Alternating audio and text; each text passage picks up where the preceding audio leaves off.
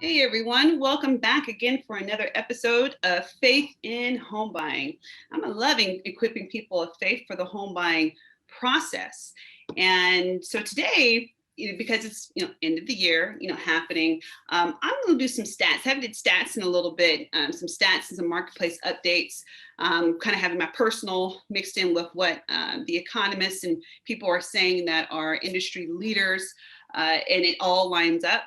Those that have talked to me, they do know I pretty much say the same thing, but I think it's kind of good to hear it from just across the board what the real estate industry and realtors and economists across the board are saying.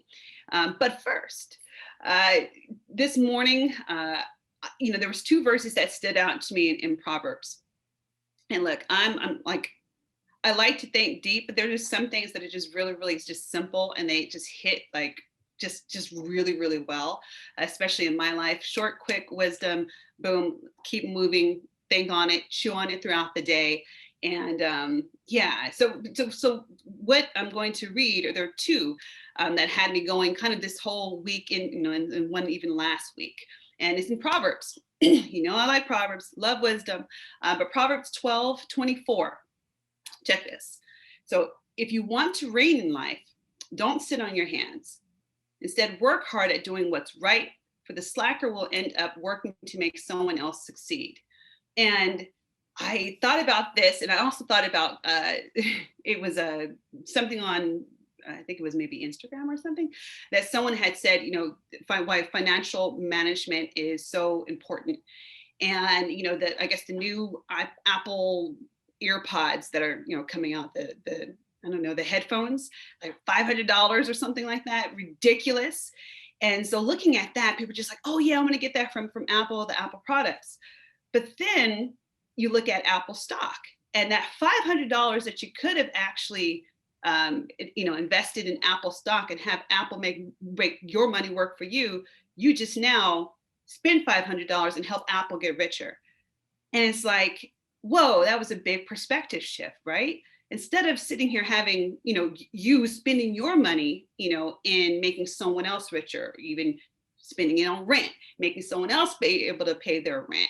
Why not take that very same money and invest in something that will help you gain in equity, help you gain in life? I think, shoot, $500. I think the stock was like 123. You could have invested in three things of stock. I think it just split, or something ended up happening where you would have made a lot more money on the other way, instead of purchasing something that's going to decrease in value anyway. I don't know. But it brought things into perspective, even from looking at this particular verse. So again, invest wisely. Hopefully, after today, what we talk about, you can see why, like, even as a seller in this particular market, like, there's so many options to look at. And if you've ever been on the fence, I mean, things from Proposition 19, what I talked about before, that you now don't have to worry about, property taxes skyrocketing on you, right? Whether you move up or you move down, it doesn't matter. It'll still stay the same.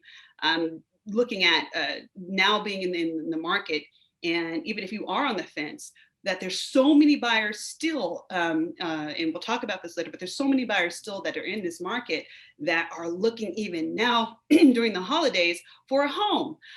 So anyways, so don't sit on your hands. Be invested in what's going on around you so that you can move and prepare wisely. And the last one that kind of ties along with this, I'm giving you two verses today, so this is going to help somebody, right? So Proverbs 12:27, going down a little bit further, same chapter, it states, a passive person won't even complete a project, but a passionate person makes good use of his time, wealth, and energy. Love that. And I love this because both of these are very key components, especially for those that come to me and saying, okay, Tamika, I think I'm ready. I'm ready to sell or either purchase. I'm ready to purchase. I'm ready to do it. I wasn't ready a year ago, wasn't even thinking about it, but all of a sudden this thing just keeps, being in my head and I can't get it out. Well, that's how you know that probably the Holy Spirit's kind of knocking God, saying, okay, look, I need you to make a next move. And so when you're passionate about something, passion, a lot of times it comes from within and you have to kind of work it up. But a lot of times the passion comes because you see something, it excites you in the inside, and there's a motivation in order to do it. So those of you that are having that little motivation, those passionate kind of things inside, walk it out, because I'm telling you, the time and the energy that you spend in areas that you're passionate about, and especially that's something that's going to build something for your future that makes sense, obviously in building for your future, it will pay off in the end, hands down, and it's done it to every single client and myself that I've come across. So that's just a little bit of a tidbit. Hopefully that did help somebody, today. But as I talked about, there are great insights that I see on a daily basis, only because too I'm a realtor. I'm out in the mix of it. Even now I'm still going. I'm supposed to be taking 2 weeks off, but we'll see about that at the end of the month. But there's some great posts that on keepingcurrentmatters.com. Keepingcurrentmatters.com is a great resource, not only just for realtors, but also too for just the general public on finding out what's kind of going on in the real estate sphere. And they just have some great information. And I was reading it probably over this week and last week. And these are things that I just want to kind of bring up, because it's stuff that I go through on a constant basis. And people asking me about, for instance, equity, right? They had a great post about equity, and then about homeowner equity increasing like up to like $1 trillion. It's crazy how much equity that we still are sitting on. Even I myself, and I'm so thankful for it. If you know anything about my home buying journey, just the time that we were able to just jump out on faith, and it really was, we were sitting on something that we would have never thought that we would have been, even from the loss of doing a short sale, right? But before then, a lot of devastation had happened, especially with Americans and especially with homeowners, just, and people not being able to refinance. My parents being one of them. There was a certain period of time that they didn't even have the equity in their home or the value in their home to refi. Waited probably about 2 years. Boom, things ended up changing, especially all around here in the Bay Area, specifically like in the San Jose, North Berryessa area. But this is kind of interesting because CoreLogic, we released its 2020 third quarter homeowner equity insights report, and it revealed these 4 major findings. And so this is gonna help somebody hopefully understand what's going on with homeowners. Okay, so number 1, U.S. homeowners with mortgages have seen their equity increase by a total of $1 trillion since the third quarter of 2019. Talked about that. That was number 1.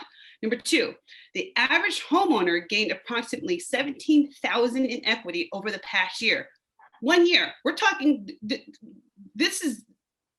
I mean, even if you're sitting on something that, oh, this is not going to gain in anything. No, across the board, and actually in California, remember 17,000 is across the United States, but in California alone, it was about $34,000. So go figure. Ain't nothing like the California market. I don't care where you go. Yes, you can get a bigger home. And I tell my clients that all the time. You can get a huge home. You can get a mansion, mini mansion, for the prices that a 2-bedroom would be over here. However, the gain in equity is unlike any other in the California market. You think about it, across the board, 17,000. California alone, 34,000. I think someone came close, and I think it was maybe Washington at 36. Point being is, nothing like this market. Yeah, we got our crazy prices, but when you want to put your money into an asset and see it grow, there's nothing like doing it over here in the California market. And I will continue to say that, and because I'm a firm believer in it. Number 3, I talked about, this is a 10.8 increase in equity over the last year. Think about that. Putting your money inside of an IRA or stocks or any type of bank, you're not going to get anything like a 10.8 increase in equity, or just in your money, unlike putting it into an asset. So again, assets, home, is a rethinking of money. It's a rethinking of where you're placing your money and holding your money at. Nothing like this California market.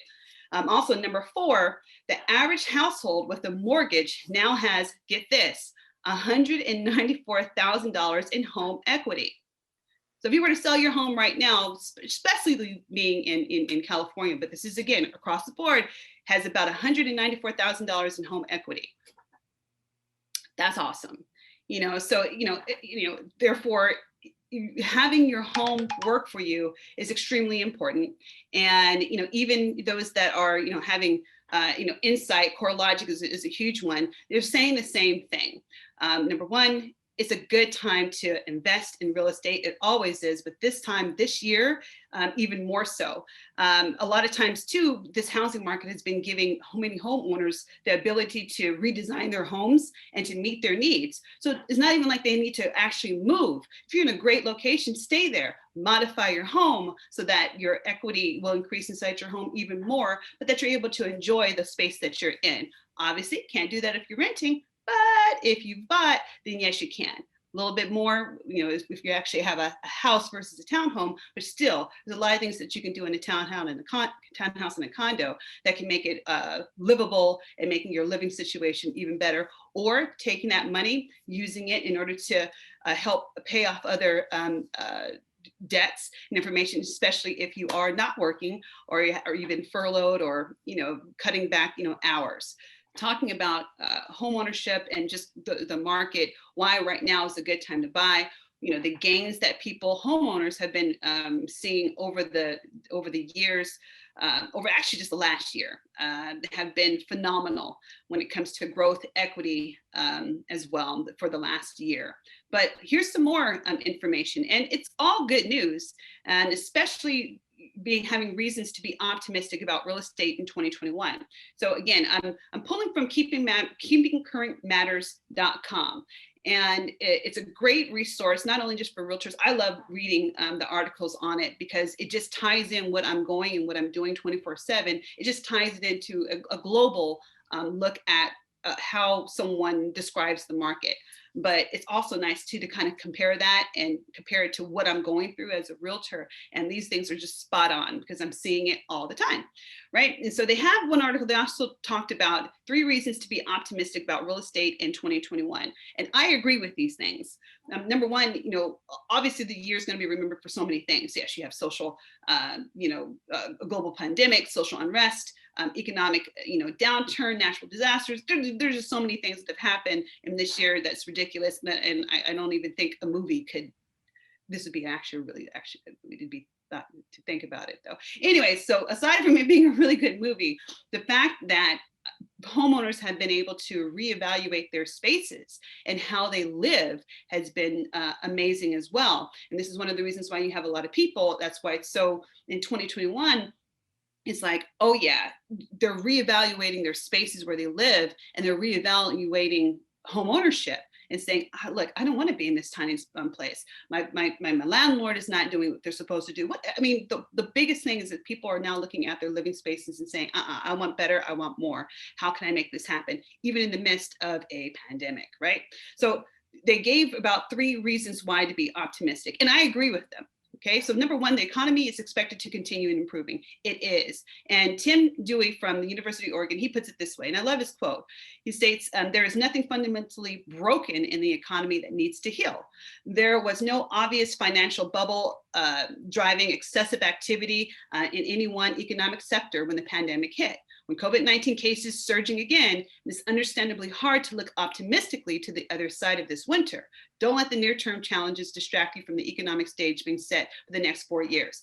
And it's the truth. And those that know and that have actually been inside the market, they see that it's not something that's moving slow at all. Even during these last couple of weeks in December, I still have clients coming out and still have clients that are very, very excited about the opportunities that are there. A little bit slower trickle, but there's a lot of great opportunities, right? And also number 2, interest rates are projected to stay low. They are.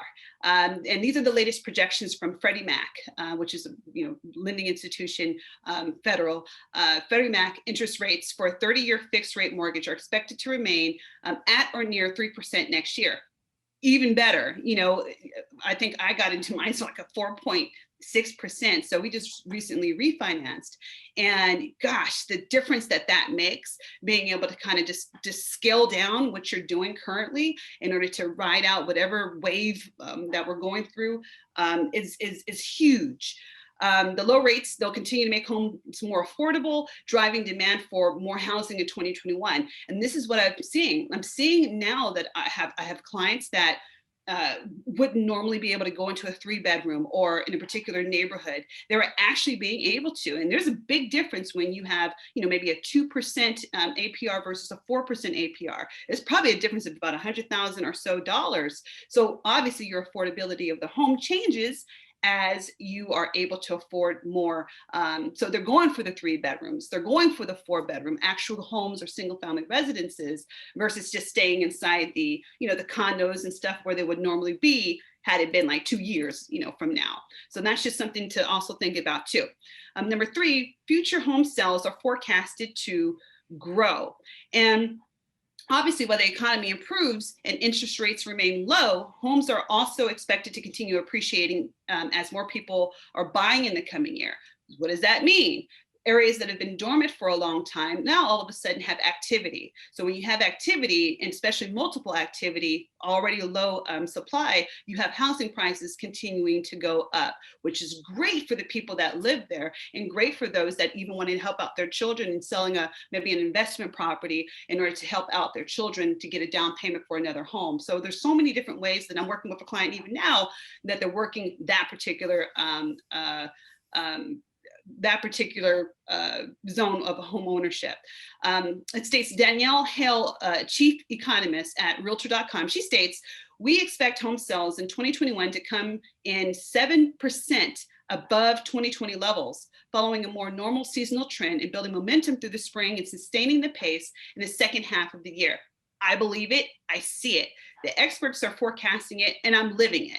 If you ever thought about buying or selling, honestly, and if you've held off, this is a great opportunity. I say this too because in 2008, 2009, people sat on it. They were scared. They sat on their hands and they didn't make a move. And then they kicked themselves later on how low they can get these homes. And now, once everything kind of went out of the 2009 realm, then the prices started to skyrocket. And then, a lot of times you couldn't even get the homes at those price points that you really wanted to. But the point being is, right now, you're hearing it, move on it. Even as simple as just reaching out to a realtor. Hey, remember, you can reach out to me, 408-561-7922. 408-561-7922. I've had a good dozen people reach out and talk to me about homeownership. Some are right now getting their pre-approval process. Great. And so at least you know where you stand. And if you need to, hang back, or if you need to actually pursue it, now in this year, now you're setting yourself up for success. Another thing that I wanted to comment on that is, I think, the biggest thing to wrap everything up, they have an article on here talking about the holidays aren't stopping home buyers this year, and they're not. I have people continuing to use this time as a time to set themselves up or to actively search for homes. And there's kind of an app, not an app, but a showing sensor scheduling thing that it happens right now for our MLS, right? And it's called Showing Time. And Showing Time, the Showing Time Index, it shows, and this is last year, and about appointments that are received from different houses and active on homes. And check this, the Showing Index reported at 60% jump in nationwide showing traffic year over year in October, the 6th consecutive month to see an increase over the last year. So more people are out viewing homes now than they were before. Check this, the breakdown of the latest activity by region of the country compared to this time last year. Okay, so the Northeast can increase by 65.5%. Whoa, there's more people actively looking at homes. The West increased by 64.7%. So that's over here where we are, 64, that's a lot. The Midwest increased by 55.7%. And then the South increased by 54.7%. So why is it so active, right? The health crisis, that's one thing. Home buyers kind of put things on pause for a little bit. And I know that window, because that window, whoever got in that March kind of to May window, they got some really, really good deals because everything was kind of stagnant for shelter in place.